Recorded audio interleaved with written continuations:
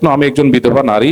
7 বছর পূর্বে আমার সন্তান 8 মাসের গর্ভাবস্থায় আমার স্বামী স্ট্রোক করে মৃত্যুবরণ করেন। মৃত্যুর কয়েকদিন পরে আমার ভাসুর আমাকে শপথ করান যেন আর কোনোদিন বিয়ে না করি। আমি একটি স্কুল এন্ড কলেজের শিক্ষকতার পেশায় আছি। সমাজের মানুষের নানান কথা আমাকে শুনতে হয়। মানুষের কটু কথা থেকে রক্ষা পাওয়ার জন্য আমি বিয়ে করতে চাই। এখন আমার করণীয় কি? বিয়ে না করার জন্য যদি কেউ শপথ করে, শপথটা প্রথমত দেখতে হবে হয়েছে কিনা। শরিয়ার দৃষ্টিকোণ থেকে শপথ এক জিনিস, আর আমাদের সমাজের পরিভাষায় শপথ অনেক সময় ভিন্ন জিনিস হয়। আমাদের সমাজের পরিভাষায় যেমন একজন বলল বাপের ক্রিয়া করলাম, মায়ের ক্রিয়া করলাম, ওলার মাথা শুয়া করলাম, এগুলাতে কি হয় না? শপথ হয় না। শপথ হয় কিসে? আল্লাহর নামে। যদি বলে যে আল্লাহর কসম আমি বিয়ে করবো না, এটা যদি আপনার ভাসুর আপনাকে এরকম শপথ করায় থাকে, তাহলে প্রথমত আপনার ভাসুর অন্যায় করেছে, আপনি নিজে অন্যায় করেছেন। উভয় তওবা করা উচিত, কারণ এটা কোনো সঠিক বা ভালো কোনো শপথ না। একজন বিধবা নারী তার স্বামী মৃত্যুর পর 4 মাস 10 দিন তিনি অপেক্ষা করবেন।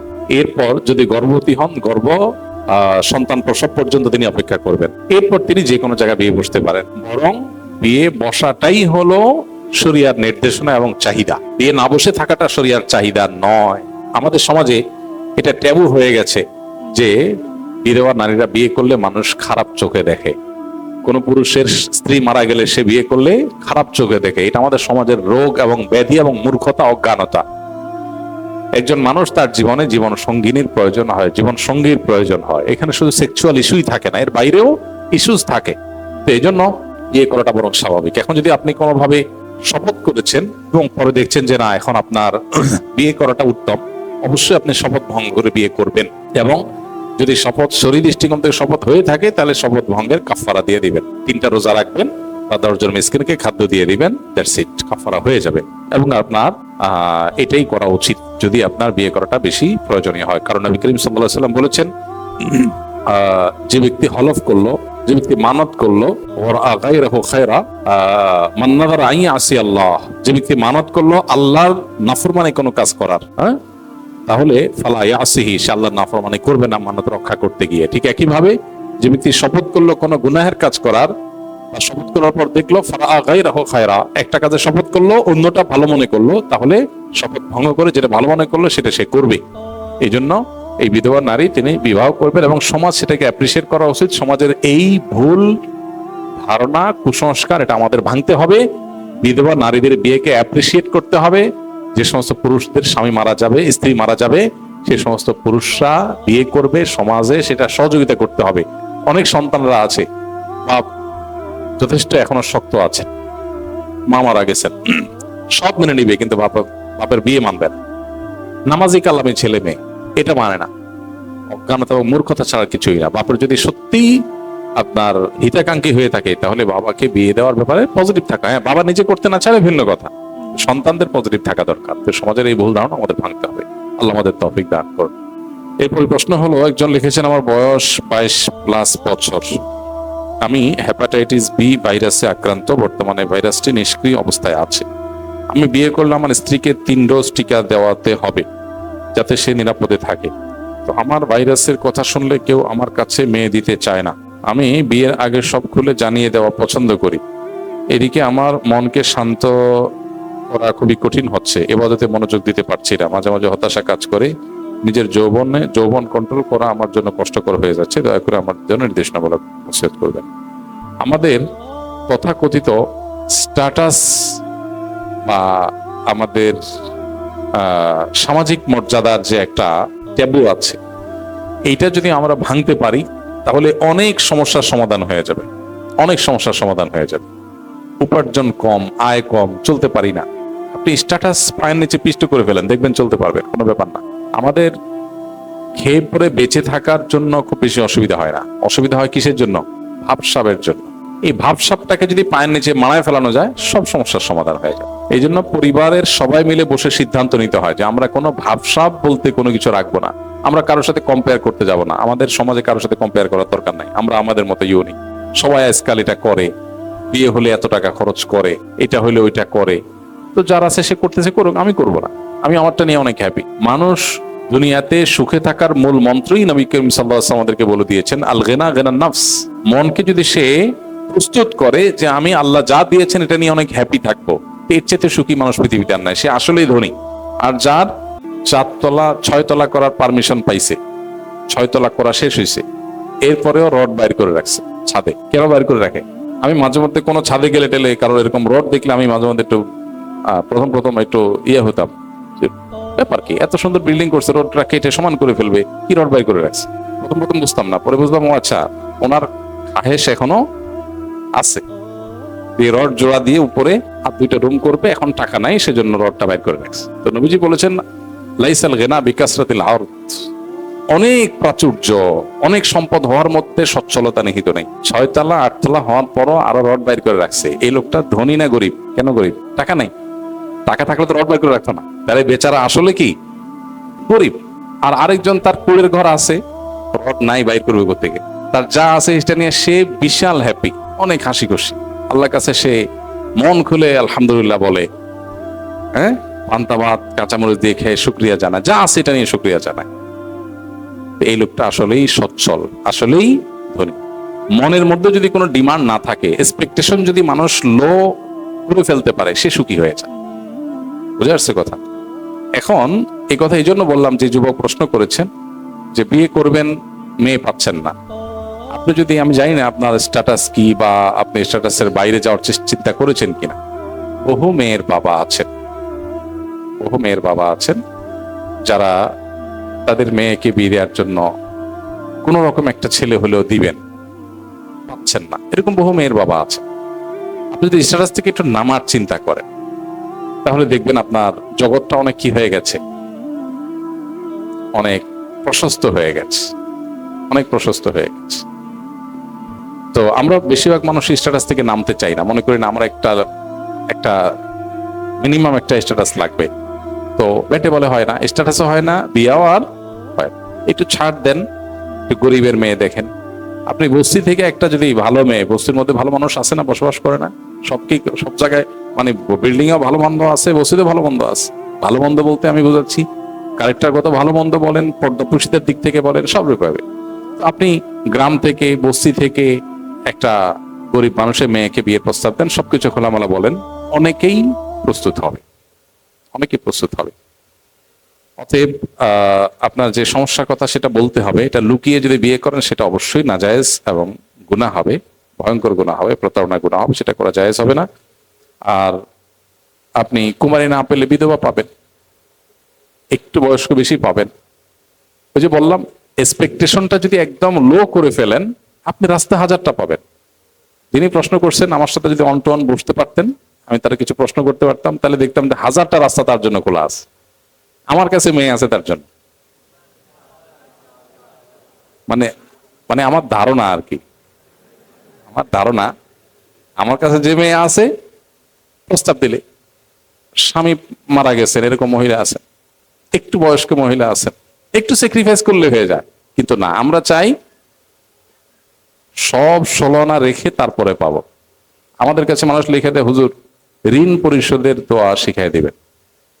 ঋণ পরিশোধের দোয়া, ঋণ কত, এত লাখ, এত কোটি, জমি জমা কত আছে, এর চেয়ে 5 গুণ বেশি আছে। তো জমি বেচে ঋণ দেন না কেন? ও ভাই, জমি বেশি কেউ ঋণ দেয়? তাহলে কি দিয়া? তাহলে দোয়া শিখাই দিবেন, মানে ভাবখানা এমন যে হুজুর দোয়া শিখাই দিবেন, আল্লাহ আসমান থেকে একটা বস্তা ফেলা দিবে, ওইটা দিয়ে ঋণ দেবো, আর জমিটা আমার থাকবে। এর নাম মুসলমান? মানুষ টাকা পাবে, আমি আমার সাধ্যের সবটুকু দিয়ে সেটা পরিশোধ করব। মানুষ বলে যে ঋণ পরিশোধের আমল কি? আমি বললাম ঋণ পরিশোধের আমল হলো জমি জমা স্থাবর অস্থাবর সম্পদ বিক্রি করে ঋণ দেওয়া, এটা হলো আমল। গল্লির ঠাঁও ঠিক রেখা এরপর বলতেছেন হুজুর আমল টামল দিয়ে কিছু কাটাছিটা করা যায় কিনা, এটা করা ঠিক না। তো এই জন্য যিনি বিয়ে জন্য উপযুক্ত পাত্রী পাচ্ছেন না, এক্সপেকটেশন একদম জিরোতে নিয়ে আসেন, যে একটা আমার চরিত্রে হেফাজত করার জন্য একটা মানুষ হইলেই হইল, তাহলে দেখবেন মানুষের অভাব নাই। কত লাগবে? আপনি রাস্তায় গেলে দেখবেন যে অসংখ্য মানুষের অপশন আপনার কাছে মাথায় বেরোচ্ছে, কিন্তু বলেন যে না, একটু স্ট্যাটাসে তো লাগে, একটু ফ্যামিলির মর্যাদা আছে, ভাব সব চাইবেন, তা তো হয় না। এই জন্য এক্সপেকটেশন কমিয়ে আনা, এটা হলো সবচেয়ে বড় বিষয়। আল্লাহ আমাদেরকে তৌফিক দান করুন। যা করেন তা মঙ্গলের জন্যই করেন, সমাজে প্রচলিত এই বাক্যটির সঠিক ইসলামী ব্যাখ্যা কি? আল্লাহ রাব্বুল আলামিন আমাদের জন্য দুনিয়াতে যা কিছু করেন এর পেছনে মঙ্গল থাকতে পারে, আমাদের কোনো কল্যাণ থাকতে পারে, এই সুধারণা আল্লাহর প্রতি রাখা। এর মাধ্যমে আমরা মানসিক যন্ত্রণা এবং কষ্ট থেকে রেহাই পাই, আল্লাহর প্রতি সুধারণা রাখা হয়। আর তাছাড়া দুনিয়াতে মানুষের যত অসুবিধা হয় এগুলো তিনটার যে কোনো একটা হয়। নাম্বার এক, কোনো বিপদ কোনো কষ্ট হলে তার মাধ্যমে আল্লাহ বান্দার গুনাহ মাফ করেন। কোনো অন্যায় করেছে, আল্লাহ তার জন্য দুনিয়াতে কোনো একটা কষ্ট দিয়েছে, ওইটাকে কাটাবার জন্য, আল্লাহ তাকে আখিরাতে পাকড়াও করতে চান না সেজন্য। আবার কখনো কখনো বিপদ বা কষ্ট হয় আমাদের মর্যাদাকে বৃদ্ধি করবার জন্য। আবার কখনো কখনো আমাদের কষ্ট বা বিপদ হয়, অসুবিধা হয় আল্লাহর পক্ষ থেকে পরীক্ষার অংশ হিসাবে, যে সে বান্দা কতটা টলারেট করতে পারে, সবর করতে পারে কিনা, করে কিনা, তার মানসিকতা কি হয়, আল্লাহ সবই জানেন, বাস এটাকে আল্লাহ প্রমাণ করতে চান। তো যে কোনো অসুবিধা মানুষের হবে, এর পেছনে কোনো না কোনো কল্যাণ নিহিত থাকে যদি মানুষ সবর করতে পারে, সঠিক আপনার সিদ্ধান্ত যদি নিতে পারে। তো এই অর্থে বান্দার জন্য কোনো কষ্টকর বিপদের কিছু আসলেও তার পেছনে কোনো না কোনো কল্যাণ নিহিত থাকে। এই চিন্তা, এই ঈমান, এটা শুধু মানুষকে সান্ত্বনা দেওয়ার জন্য না, এটা বাস্তবতাই। আর এই বাস্তবতার প্রতি যখন বিশ্বাস প্রগাঢ় হবে তখন তার জীবনে দুঃখের মধ্যেও সে সুখ পাবে। এই জন্য পৃথিবী জুড়ে সবচেয়ে বেশি তুলনামূলক মুসলমানরা সুখে থাকে। তার প্রমাণ কি? তার প্রমাণ হলো বিশ্ব স্বাস্থ্য সংস্থার জরিপ অনুযায়ী প্রতি বছরই, আপনি বেশ অনেক বছরের জরিপ মিলায় দেখতে পারেন, সৌদি আরবের রিয়াদ থেকে একটা বই প্রকাশিত হয়েছে, রব্বি আল্লাহ, আরবি মূল বইয়ের নাম। এটা 40-50টা ভাষায় অনুবাদ হয়েছে। এটা বাংলা অনুবাদটা আমি করেছিলাম আরো বোধহয় 10-12 বছর আগে। তো ওই বইটাতে একটা ছক দেখানো হয়েছে বিশ্ব স্বাস্থ্য সংস্থার জরিপ অনুযায়ী পৃথিবী জুড়ে আত্মহত্যার প্রবণতা ধর্মবিশ্বাসের ভিত্তিতে। তো সেখানে দেখানো হয়েছে বেশ কয়েক বছরে দেখা গেছে যে গোটা বিশ্ব জুড়ে আত্মহত্যার প্রবণতা সবচেয়ে বেশি হলো যাদের কোনো ধর্মে বিশ্বাস নাই, কোনো সৃষ্টিকর্তার প্রতি বিশ্বাস নাই। তো যাদের কোনো ধর্মে বিশ্বাস নাই তাদের আসলে মানে সান্ত্বনার কোনো জায়গা নেই। একটা মানুষের কোনো সান্ত্বনা তো লাগে, সান্ত্বনার কোনো জায়গা নাই, তাদের মধ্যে আত্মহত্যা বেশি। তার মানে তারা সবচেয়ে বেশি মনের কষ্টে থাকে, দুঃখে থাকে। আত্মহত্যা মানুষ সাধে করে না। আর আত্মহত্যার প্রবণতা গোটা বিশ্বের রিলিজিয়াস যারা আছেন, ধার্মিক যারা আছেন, এদের মধ্যে সবচেয়ে কম হলো মুসলমানদের মধ্যে। অথচ মুসলমানরা সবচেয়ে দুঃখে আছে। আফ্রিকা জুড়ে মুসলমান না খেয়ে আছে, গোটা বিশ্বে মুসলমান যেখানে আছে সেখানে যুদ্ধ চাপিয়ে দেয়া আছে, নানা রকমের জুলুম নিষ্পেষণ চলছে। আত্মহত্যা সবচেয়ে বেশি এদের মধ্যে থাকার কথা, কিন্তু পরিমাণ সবচাইতে কম। কারণ ওই যে তাদের ঈমান তাদেরকে সুখী করে। এই জন্য কেউ যদি সুখী হতে চায়, সে সম্পদ সঞ্চয়ের চাইতে সে যেন দিনকে বেশি ধারণ করার চেষ্টা করে। কেউ যদি সত্যি সুখ চায় তাহলে তার সম্পদের চাইতে দিন ধারণের প্রয়োজন বেশি। হ্যাঁ, কেউ যদি ভাবসাব চায় তাহলে ডেফিনেটলি সম্পদ লাগবে। ভাবসাব ভিন্ন জিনিস, আর সুখের অভিনয় এক জিনিস, আর সুখ আরেক জিনিস। সুখের ভালো অভিনেতা হতে চান তাহলে অনেক টাকা পয়সা লাগবে, আর সুখী হতে চান তার জন্য দিন লাগবে, দিন আল্লাহর কাছে নিজেকে সারেন্ডার করার মতো মানসিকতা লাগবে, বাস। তো এই জন্য যা কিছু হয় বান্দার সবকিছুই বান্দার জন্য আল্লাহ মঙ্গলের জন্য করেন। এটার অর্থ হলো যে দুনিয়াতে যত বিপত্তি হবে ইমানদারের জন্য সেটা কখনো অকল্যাণের হয় না, তার পেছনে কোনো না কোনো কল্যাণ থাকেই। শুধু বান্দার দরকার হয় সবরটা করা, সবর করতে পারলেই কল্যাণকর হয়। নবী করিম সাল্লাল্লাহু আলাইহি ওয়াসাল্লাম বলেছেন, আজাবান লি আমরিল মুমিন, আজাবান লি আমরিল মুমিন ইন্না আমরাহু কুল্লাহু খায়র। ইমানদারের পুরো বিষয়টাই খুব পিকুলিয়ার, অদ্ভুত। কারণ ইমানদারের জীবনের সবকিছুতেই কল্যাণ। ইন আসাবাহু খায়রুন, ইমানদারের জীবনে যদি কোনো ভালো কিছু হয়, কোনো সুসংবাদ আসে, উপকারী কিছু আসে, তখন সে শাকারা, আল্লাহর শুকরিয়া জানায়, আলহামদুলিল্লাহ বলে, ক্রেডিটটা আল্লাহকে দেয়। তো একদিকে সে নেয়ামত পেয়েছে, আবার শুকরিয়া আদায় করে সে সওয়াব পেয়েছে, দুই দিকে লাভ। ওয়াইন আসাবাহু শাররুন, আর ইমানদারের যদি কোনো ক্ষতি স্পর্শ করে তাকে, বিপদ আসে, সবারা, তখন সে সবর করে, ধৈর্য ধারণ করে। ফাকানা খায়র আল্লাহ, আর ধৈর্য ধারণ করলে তার বিনিময়ে সে আল্লাহর কাছে রিওয়ার্ড পায়।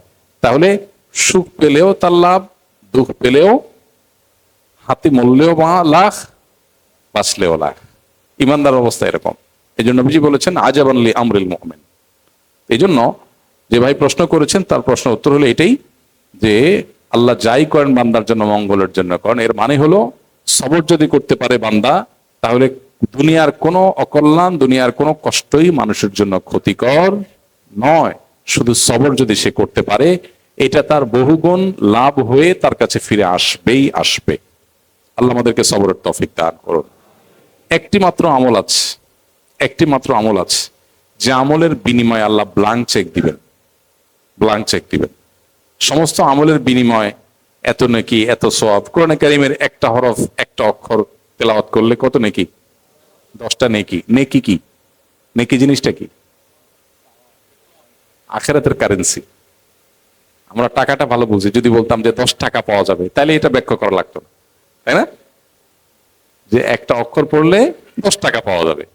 আরে টাকা বাদ দেন, 10 পয়সা পাওয়া যাবে, তারপরেও কি বোঝা যাইতো। বাট নেকি বুঝি না। আখিরাতের কারেন্সি, যে দেশে গেলে আর ব্যাক করবেন না, যে দেশের কারেন্সির আর কখনো কনভার্ট করার দরকার হবে না, যে জগতের কারেন্সির কখনো কনভার্ট করার দরকার, কারণ ওখান থেকে আর কোনো জগতে যাওয়ার অপশন নেই। লাস্ট ডেস্টিনেশন অফ লাইফ, মানুষের জীবনের সর্বশেষ গন্তব্য, সেখানকার কারেন্সি প্রতি হরফে 10 নেকি, 10টা কারেন্সি। কিন্তু সওয়াবের ব্যাপারে আল্লাহ বলেছেন ইন্নামা ইউওয়াফাস সাবিরুনা আজরাহুম বিগাইরি হিসাব। যারা ধৈর্য ধারণ করবে বিপদে আপদে কষ্টে জিমকিসে, যাক আল্লাহর ফয়সালা মেনে নিস, হজম করবে, আল্লাহ তাদের বিনিময় দিবেন ব্ল্যাঙ্ক চেক দিয়া, হিসাব ছাড়া। আল্লাহ আমাদেরকে সবর করার তৌফিক দান করুন। আজকের সমাজে নামাজি কালামে মানুষ পাবেন, পর্দা করেন, হাত মোজা পামোজা করেন, সেরকম পর্দানসীন মহিলা পাবেন, দাড়ি টুপি আছে মাশাআল্লাহ, হালাল হারাম মেনটেন করেন, এরকম মানুষ পুরুষ পাবেন। কিন্তু সবরকারী মানুষ খুব বেশি পাবেন না, খুব কম। আলেম বড়, সবর নাই। আবেদ বড়, সবর নাই। বুরকার সাইজ ঠিক আছে, কিন্তু কি নাই? হালাল হারাম মেনটেন করেন, কিন্তু সবর নাই। ঘরে ঘরে বেসবরে ভরা। সবরওয়ালা মানুষ এখন পাওয়া যায় না। এখন সবাই নিজেকে অমরি মেজাজের মানুষ মনে করে, সবাই নিজেকে মুসাই মেজাজের মানুষ মনে করে। কোন উল্টাপাল্টা দেখলে আমার মাথা ঠিক থাকে না, একদম উল্টাপাল্টা আমার সহ্য হয় না। উনি নিজে ঠান্ডা মাথা অনেক উল্টাপাল্টা করে যান, শুধু আরেকজনটা দেখলে মাথা গরম হয়ে যায়। শয়তান তার অপকর্মকে তার কাছে সুশোভিত করে দিয়েছে, সে মনে করছে সে অনেক ভালো মানুষ। আল্লাহ আমাদেরকে সবরের তৌফিক দান করুন। as-sabru jamil, সবরের চাইতে সুন্দর কিছু নেই। আল্লাহ আমাকে আপনাকে আমাদের সবাইকে বেশি বেশি সবর করার তৌফিক দান করুন। যারা সবর করতে পারে এদের মর্যাদা আল্লাহ দুনিয়াতে বাড়ায়, আখিরাতেও বাড়ায়। এজন্য সবরকারী মানুষ অনেক বেশি দরকার। সাধারণ ইবাদত বান্দিগি, কত আমল সুবহানাল্লাহ আলহামদুলিল্লাহ কবে বলছেন, এটা যদি বড় জিনিস হলো কতবার সবরের ডোক গিলতে পারছেন, মেজাজের বিরুদ্ধে কিছু হয়েছে, ডোকটা গিলে ফেলছেন। এটা কঠিন কাজ। আল্লাহ আমাদের তৌফিক দান করুন। এরপরে প্রশ্ন হলো, আমার বয়স 33 বছর, 13 বছর বয়স থেকে আমি পর্নোগ্রাফি, মুভি, গান শোনায় আসক্ত। শুরুতে আমি MP3, MP4 ডিভাইস ব্যবহার করতাম। আমি তখন থেকে প্রতিদিন 2-3টা মুভি প্রতিদিন দেখতাম। এরপর সবকিছু ছিল বন্ধুর পাল্লায় পড়ে, সবকিছুই ছিল বন্ধুর পাল্লায় পড়ে সিনেমা হলে যাওয়ার মাধ্যমে। এখন অনলাইনে 10-12 ঘন্টা সময় গান, রিলস, মুভি দেখে নষ্ট করি। অসংখ্যবার তওবা করেছি, কিন্তু বারবার তা ভঙ্গ করে দ্বিগুণ আকারে এসব কাজ আবার শুরু করি। আমি দিনের পথে ফিরতে চাই। আমি এবং আমার পরিবার অর্থনৈতিকভাবে বিধ্বস্ত। আমার করণীয় কি? আল্লাহ তাআলা হেফাজত করুন। শয়তানের নিয়ন্ত্রণে যদি কোনো মানুষ চলে যায়, তাহলে সেক্ষেত্রে আল্লাহর আশ্রয় চাওয়া দরকার খুব জোরে সোরে। আল্লাহ ছাড়া কেউই আসলে পরিপূর্ণভাবে পানাহ দিতে পারবেন না, আশ্রয় দিতে পারবেন না। সেজন্য বেশি বেশি আমাদের দোয়া করা দরকার। আল্লাহুম্মা ইন্নী আউযু বিকা মিন হামাযাতিশ শায়াতিন ওয়া আউযু বিকা রাব্বি আন ইয়াহযুরুন, অথবা আউযু বিল্লাহি মিনাশ শাইতানির রাজীম। এটাই বেশি বেশি করে আল্লাহর কাছে পড়া দরকার, অর্থ সহকারে বুঝে বুঝে আল্লাহর কাছে শয়তান থেকে আশ্রয় চাওয়া দরকার। আর পাশাপাশি মানুষের নিজের পরিবর্তনের জন্য তার জীবনে কিছু হার্ড বা কঠিন ডিসিশন তাকে নিতে হয়। এই ডিসিশনগুলো তাকে এই জাতীয় গুনাহগুলো থেকে বাঁচতে সাহায্য করে। যেমন, যে স্মার্টফোনে গুনাহ দেখার বদভ্যাস আছে, সেই স্মার্টফোনটা বিক্রি করে ফেললে হয়, একটা বাটন ফোন নিয়ে ফেললেই হয়ে যায়। অথবা একদম ফোন ছাড়া চললেই হয়। নিজের জন্য নিজের কিছু কঠিন সিদ্ধান্তের ফয়সালা করতে হয়। এটা যদি করে ফেলা যায় তাহলে সেক্ষেত্রে এই সমস্ত গুনাহ থেকে বেঁচে থাকাটা ইজি হয়। যদি মনে হয় যে বিশেষ কোনো সঙ্গী সাথীর কারণে হয়, তাহলে সে সঙ্গী সাথীকে নিজের জীবন থেকে ডিলিট করে দিতে হবে, তাদের নাম্বার ফেলে দিয়ে, তাদেরকে ব্লক লিস্টে ফেলে দিয়ে, যে কোনোভাবে। গুনাহের জন্য, গুনাহ থেকে বাঁচার জন্য কিছু স্যাক্রিফাইস লাগে। বিশেষ করে মানুষ যখন আসক্তির লেভেলে চলে যায়, একজন ড্রাগ এডিক্টেড মানুষকে যেরকম একটা বিশেষ পরিবেশে এনে তারপরে প্রেসার ক্রিয়েট করে তাকে যেরকম তার অভ্যাসটা ছাড়ানো হয়, ঠিক একইভাবে বিভিন্ন গুনাহে যারা আমরা আসক্ত হয়ে গেছি, আমাদের নিজেদের পরিবর্তনের জন্য কিছু অ্যাকশন প্ল্যান নিজেদের প্রতি নিজেদের নিতে হয়। আত্মশাসন যেটাকে বলা যায়, এর মধ্যে একটা হতে পারে যে আমি স্মার্টফোন বিক্রি করে ফেললাম, আমি বাটন ফোনে চলে গেলাম, অথবা ফোন একদম বাদ দিয়ে দিলাম। তাতে কিছু অসুবিধা হবে, কিছু সমস্যা তৈরি হবে, তো সেগুলো মেনে নেওয়ার মানসিকতা থাকতে হবে। কারণ আমি সব ঠিক রাখে তো আমি পারবো না, কিছু পেতে হলে কিছু ছাড়তে হবে। আমি যদি কিছুটা স্যাক্রিফাইস করি, কিছুদিনের জন্য যোগাযোগ বিচ্ছিন্ন হবে, কিছু অসুবিধা তৈরি হবে, হোক, আমি বড় কিছু পাওয়ার জন্য ছোট কিছুকে ছাড় দেব। এই মানসিকতা যদি থাকে, ইনশাআল্লাহ কাজটা ইজি হবে। বিশেষ করে অনেকেই আছেন পর্নোগ্রাফিতে আক্রান্ত, তিনি বেঁচে থাকতে পারছেন না, তো তিনি কোন একটা ডিভাইস থেকে তো দেখেন, সেই ডিভাইসটা ফেলে দেন, ওটা তার জীবন থেকে তিনি আউট করে ফেলেন, ওইটা মাইনাস করে ফেলেন, অপশনগুলো বন্ধ করে ফেলেন। অপশনগুলো সব যখন বন্ধ করে ফেলবে মানুষ, তখন তার ওই কাজটা ছাড়াটা সহজ হবে। নাম্বার 1। নাম্বার 2, নেককারদের সান্নিধ্য, খুব আল্লাহ ভীরু, মুত্তাকি, পরহেজগার, যাদের দিলে আসলে আল্লাহর স্মরণে বেশি থাকে, যারা দুনিয়াদার না বরং দিনদার, আখেরাতমুখী, এইরকম মানুষ যারা আছেন, সেই মানুষজন, তাদের সোহবত, সাহচর্য, মানুষের গুনাহের ইচ্ছা মনের ভিতরে যেটা জাগে, এটা কমে যায়। আল্লাহ বলেছেন, ইয়া আইয়ুহাল্লাযীনা আমানুত্তাকুল্লাহ ওয়া কুনু মা'আস সাদিকিন, হে ঈমানদাররা, তোমরা তাকওয়া অবলম্বন করো। আর তাকওয়া হাসিলের একটা উপায় হলো নেককার, মুত্তাকি, পরহেজগার, সাদিক, সাচ্চা ঈমানদার, আল্লাহওয়ালা যারা, তাদের সোহবত, সাহচর্য, এটা মানুষকে নেক হতে সাহায্য করে। এক ব্যক্তি নবী করিম সাল্লাল্লাহু আলাইহি সাল্লামের কাছে এসে সে জেনা করার পারমিশন চেয়েছে। চিন্তা করা যায়, সে নবী সাল্লাল্লাহু আলাইহি সাল্লামকে বলছে যে, ইয়া রাসূলুল্লাহ, ইসলাম তো জেনা হারাম করেছে, বাট আমার জেনা করতে হবে, আমি চাই আপনি আমাকে পারমিশন দেন। আমাদের কাছে কেউ এসে এরকম কোনো কথা বললে, কোনো আলেমের কাছে বললে, আমরা হয়তো রিয়্যাক্ট করতাম। নবী করিম সাল্লাল্লাহু আলাইহি সাল্লাম রিয়্যাক্ট করেন নাই। তিনি অত্যন্ত বুদ্ধিদীপ্ত ভাবে আল্লাহ প্রদত্ত ইলম এবং হিকমা দিয়ে তাকে বুঝিয়েছেন, এবং তার বিবেকে আঘাত হতে পারে এরকম কিছু প্রশ্ন করেছেন। নবী সাল্লাল্লাহু আলাইহি সাল্লামের কাছে এরকম আরো অনেক কেস এসছে, অনেক কেস আসছে যারা জেনা করে এসেছে, অথবা জীবনে কোনো অন্যায় বা পাপের পথে সে পা বাড়িয়ে ফেলেছে। নবীজি প্রশ্ন রেখেছেন যে, তুমি যার সাথে জেনা করবে, তুমি কি চাও যে তোমার মায়ের সাথে কেউ জেনা করে? বলে, না না ইয়া রাসূলুল্লাহ, প্রশ্নই ওঠে না, এটা আমি কোনোদিন সহ্য করবো না। তোমার বোনের সাথে কেউ জেনা করে, তুমি সহ্য করবে? বলে, না ইয়া রাসূলুল্লাহ, আমি সহ্য করবো না। তোমার স্ত্রীর সাথে? বলে, না, মেয়ের সাথে অসম্ভব। তখন নবী করিম সাল্লাল্লাহু আলাইহি সাল্লাম বলেছেন, তুমি যে জেনা করতে চাচ্ছ, সেই মেয়েটা কারোর মা, কারোর বোন, কারোর স্ত্রী, কারোর মেয়ে, তো কিভাবে তুমি সেটা করতে পারো? নবী করিম সাল্লাল্লাহু আলাইহি সাল্লামের এই মোটিভেশন। আর এর চেয়ে বড় কথা হলো, একটু আগে যে জেনা করার পারমিশন চেয়ে এসেছিল, নবী সাল্লাল্লাহু আলাইহি সাল্লামের সামান্য সময়ের সোহবত এবং সাহচর্যে তার জেনা করবার আগ্রহটাই অন্তর থেকে হারিয়ে গেছে। তো এখান থেকে বোঝা যায়, আল্লাহর নেককার বান্দাদের সাহচর্যে থাকলে গুনাহ করার যে অন্তরে খারাপ ইচ্ছা থাকে, এটা দূর হয়ে যায়। তাহলে দুইটা অ্যাকশন প্ল্যান বললাম আমরা। এক হলো গুনাহের রাস্তা বন্ধ করে ফেলা, মোবাইলটা বিক্রি করে ফেলা, ডিভাইসটা সরায় ফেলা, একাকী থাকার মতো পরিবেশ আছে সেটা দূর করে ফেলা, একাকী না থাকা, নানানভাবে গুনাহের রাস্তা বন্ধ করা। বিশেষ করে জেনা এবং এই জাতীয় গুনাহের ব্যাপারে আল্লাহ তাআলা নির্দেশনা হলো ওয়ালা তাকরাবুজ জেনা, জেনার কাছেও যেও না, কাছেও যেও না আল্লাহ বলেছেন। আল্লাহ এই আয়াতে বলেন নাই ওয়ালা তাজনু, অন্যান্য জায়গায় আসছে বিভিন্ন ভাবে কোরআন হাদিসে, বাট এখানে আল্লাহ বলেন নাই ওয়ালা তাজনু, আল্লাহ বলেছেন ওয়ালা তাকরাবুজ জেনা। আল্লাহ বলেন নাই জেনা করো না, আল্লাহ বলেছেন জেনার কাছেও যেও না। অন্যান্য অপরাধের ব্যাপারে আল্লাহ এভাবে বলেন নাই। আল্লাহ বলেছেন লা তাকতুলু আনফুসাকুম, লা তাকতুলু আওলাদাকুম খাশিয়াতা ইমলাক, তোমাদের সন্তানদের তোমরা হত্যা করো না খাদ্যের ভয়ে, ভ্রূণ হত্যা করো না, গর্ভস্থ সন্তান হত্যা করো না।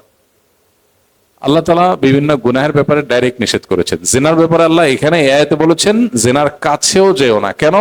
কারণ আল্লাহ জানেন তিনি সৃষ্টিকর্তা, মানব প্রকৃতি তিনি জানেন, তার চেয়ে বেশি কে জানে? তিনি আমাদের সৃষ্টি করেছেন, আমাদের প্রকৃতির দুর্বলতা তিনি জানেন। এই জন্য তিনি বলেছেন জিনার কাছেও যেও না, কাছে গেলে তুমি আর রিটার্ন আসা কঠিন হয়ে যাবে। এই জন্য চোখ নিয়ন্ত্রণ করতে হয়, কারণ চোখ নিয়ন্ত্রণ না করতে পারলে অন্তর নিয়ন্ত্রণ করা যায় না, এরপরে নিজের ইজ্জত সম্ভ্রম সব চলে যায়। এই জন্য আগে থেকে শরীয়ত আমাদেরকে বাদ দেয়া শিখিয়েছে। আর এই ভোগবাদী পৃথিবী বলবে কি সব ওপেন থাকবে, কিন্তু আবার কেউ কারোর উপরে চড়াও হওয়া যাবে না, সবাই নিজেকে কন্ট্রোল রাখতে হবে। সাংঘর্ষিক বিষয়। আপনি উন্মাদনা সৃষ্টি করবেন, আপনি নানাভাবে মানুষকে প্ররোচিত করবেন, আবার বলবেন না কোনো অনাচার যেন না হয়, যা হবে যেন মিউচুয়াল আন্ডারস্ট্যান্ডিং এর মাধ্যমে হয়। আর সব জায়গায় মিউচুয়াল আন্ডারস্ট্যান্ডিং এর মাধ্যমে কি হবে? একজন কাউকে দেখে তার মনে ধরেছে, কিন্তু সে তাকে হাতের নাগালও পায় নাই, মিউচুয়াল আন্ডারস্ট্যান্ডিং হয় নাই, তো সে কি করবে? আপনি বলেন নিজেকে কন্ট্রোল করবে। কন্ট্রোল কিভাবে করবে? আপনি তো উস্কে দিয়েছেন, উস্কে দেওয়ার পর বলতেছেন কন্ট্রোল করবে, সে কন্ট্রোল তো করবে না। সে যাকে দেখেছে তাকে না পেলে যাকে হাতের নাগালে পাবে তার উপরে চড়াও হবে। আজকে যে ব্যত্যয় গোটা সমাজে আমরা দেখতে পাচ্ছি, এটা আমাদেরই কর্মের ফল। আমরা যেরকম ডিজাইন করেছি তার কুফল আমরা ভোগ করছি। তো কেউ এ জাতীয় বদভ্যাসের গুনাহ থেকে বাঁচতে চাইলে, অনেক যুবক, অনেক তরুণ, আমাদের অনেক ভাইরা তারা বাঁচতে চায়। তো বাঁচতে চাওয়ার জন্য আমরা বলেছি প্রথমত গুনাহের পথটা একদম বন্ধ করে ফেলা। এর জন্য কিছু সৎ সাহস লাগে। রোগ যখন বড় হয় তখন অপারেশনে যেতে হয়, ট্যাবলেটে কাজ হয় না, ক্যাপসুলে কাজ হয় না। এই জন্য আপনার শুধু দোয়া দুরূদ পড়ে গুনাহ থেকে বেঁচে যাবেন এরকম চিন্তা না করে, বরং দোয়া তো করবেনই, তার আগে আপনি একটু কঠিন অ্যাকশনে যান, যে আমি গুনাহের রাস্তাটা একদম কাট করে ফেলবো। যে বন্ধু আমাকে খারাপ পথে নেয় তার সাথে সম্পর্ক একদম ছিন্ন করে ফেলবো, দূরে কোথাও চলে যাব একদম, সে আমার আর খুঁজেই পাবে না কিছুদিনের জন্য।